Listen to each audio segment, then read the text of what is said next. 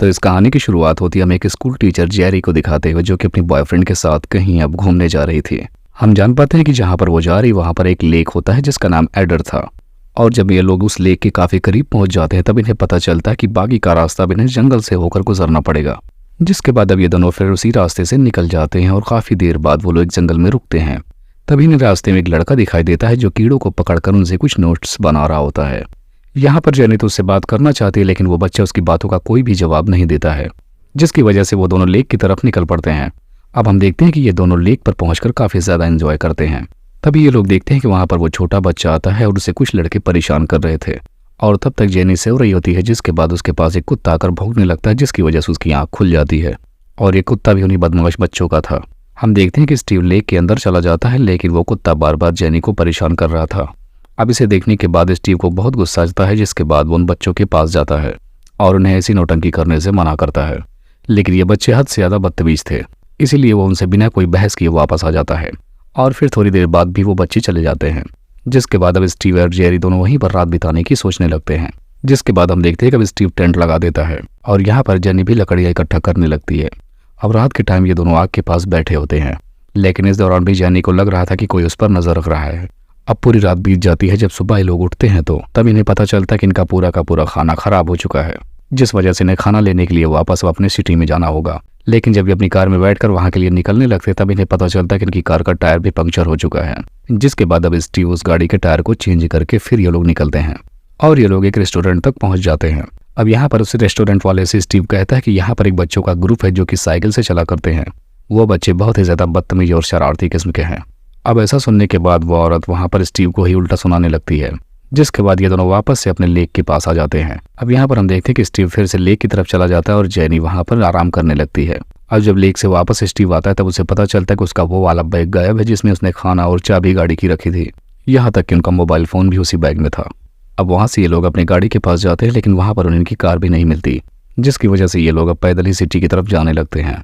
अब ये लोग जा ही रहे होते तभी अचानक से इन्हें रास्ते में अपनी तरफ एक कार आती हुई जोर से दिखाई देती है और वो कार इनकी ही थी।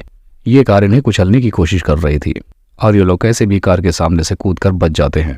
और यहाँ पर उन्हें पता चलता है कि उनकी कार वहीं बच्चों ने चुरा ली है और वो बच्चे फिर उसकी गाड़ी को लेकर वहां से चले जाते हैं। अब ये दोनों लोग पैदल ही सिटी की तरफ जाने लगते हैं और इन्हें चलते चलते काफी रात भी हो जाती है। तभी रास्ते में इन्हें वही ग्रुप मिल जाता है। यहाँ पर स्टीव बच्चों से बैग मांगता है, जो कि उनका लीडर ब्रेड उन्हें मना कर देता है।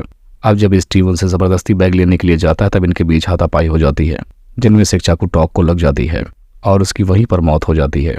जिसके बाद अब स्टीव अपनी कार की कैसे भी करके चाबी छीन कर वहां से लेके चला जाता है। अब वो अपनी कार को लेकर वहां से भागता है, लेकिन तभी उसकी कार एक जगह पर फंस जाती है और उसी टाइम वो बच्चे भी वहीं पर आ जाते हैं और अब स्टीव के ऊपर पत्थर चलाना वो लोग शुरू कर देते हैं। जिसके बाद अब स्टीव कैसे भी करके उस कार को अपनी जगह से निकालता है।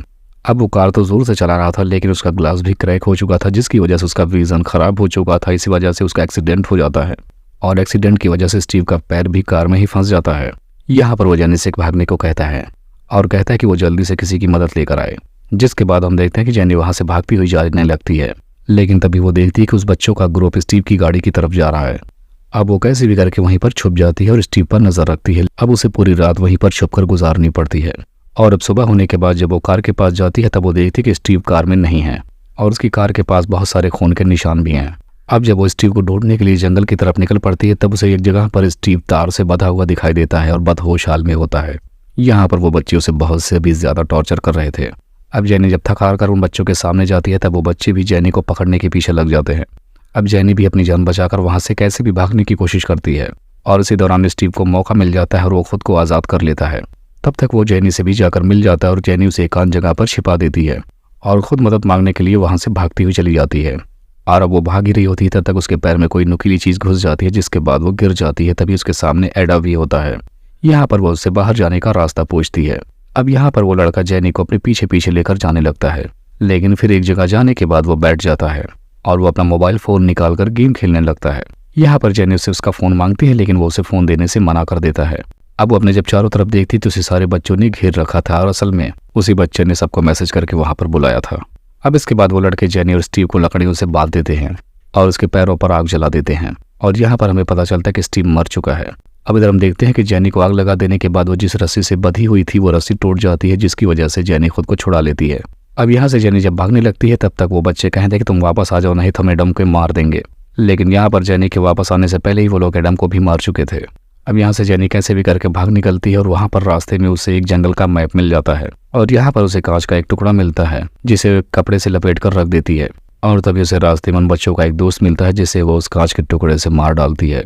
अब ब्रेड को जो अपने साथी की डेड बॉडी मिलती है तब उसे और भी ज़्यादा गुस्सा आता है और ऐसा देखने के बाद ब्रेड का एक साथी भी बहुत ज़्यादा डर जाता है और अब वो वहाँ से भागने को कहता है। लेकिन यहाँ पर ब्रेड अपने दोस्त को मार मार के मार डालता है। अब ऐसा देखने के बाद ग्रुप के सारे लोग बहुत डर जाते हैं। हम देख पाते हैं कि इनके ग्रुप में एक लड़की भी थी जो कि ऐसी सिचुएशन देखने के बाद वहां से भाग निकलती है। इधर हम जेनी को देखते हैं जो कि भागते हुए एक वैन के पास पहुंच जाती है। यहाँ पर जेनी उस लड़के से लिफ्ट मांगते हैं लेकिन वो लड़का कार को जंगल की तरफ ही लेकर जाने लगता है और तभी वो रास्ते में उतर जाता है। जेनी उसकी कार लेकर वहां से भागने लगती है। तभी रास्ते में जेनी को वही लड़की दिखाई देती है, उस बच्चों के ग्रुप वाली। लेकिन उस लड़की को ये नहीं पता था कि कार को जेनी ही चला रही है और हम देखते हैं कि जेनी उसे कुचलते हुए वहां से चली जाती है। अब हम देखते हैं कि जेनी भागते हुए एक जगह पर पहुंच जाती है जहां पर बहुत सारे लोग पार्टी कर रहे थे। अब यहाँ पर इससे पहले कि वो कुछ बोल पाती वो बेहोश हो जाती है। अब जब उसकी आंख खुलती है तो एक घर में होती है और वो घर ब्रेड का ही था। और इसी दौरान ब्रेड अपने घर पे फ़ोन करके कह रहा होता है कि एक लड़की ने हमारे सारे दोस्तों को मार डाला है। अब उसके डैड जेनी की ऐसी हाल देखने के बाद समझ जाते हैं कि वो लड़की यही है। यहाँ पर जेनी उनसे एम्बुलेंस बुलाने के लिए कहती है लेकिन कोई भी ऐसा नहीं करता, जिसके बाद वो बहुत सारे क्लू देखने के बाद उसे पता चल जाता है कि ये ब्रेड का ही घर है। अब इसके बाद वो बाथरूम में जाके खुद को लॉक कर लेती है लेकिन उसके डैड आकर दरवाज़ा तोड़ देते हैं और वो देखती है कि उसके बगल में उसका बेटा ब्रेड भी खड़ा है। जिसके बाद यहाँ पर वो सबको सच बताना शुरू करती है लेकिन कोई भी यहाँ पर उसकी बात पर भरोसा नहीं करता। यहाँ पर ब्रेड बताता है कि ये और इसके बॉयफ्रेंड ने मिलकर मेरे सारे दोस्तों को मार डाला। जिसके बाद अब ब्रेड के डैड ब्रेड को रूम में जाने के लिए कहते हैं और इधर वो जेनी को बाथरूम की तरफ लेकर जाने लगते हैं और यहाँ पर हमें जेनी की दर्दनाक आवाज़ सुनाई देती है। इधर हम ब्रेड को देखते हैं जो कि शीशे में खुद को एक क्लियर रूप में देख रहा होता है और इसी को दिखाते हुए इस मूवी का यहीं पर एंड हो जाता है।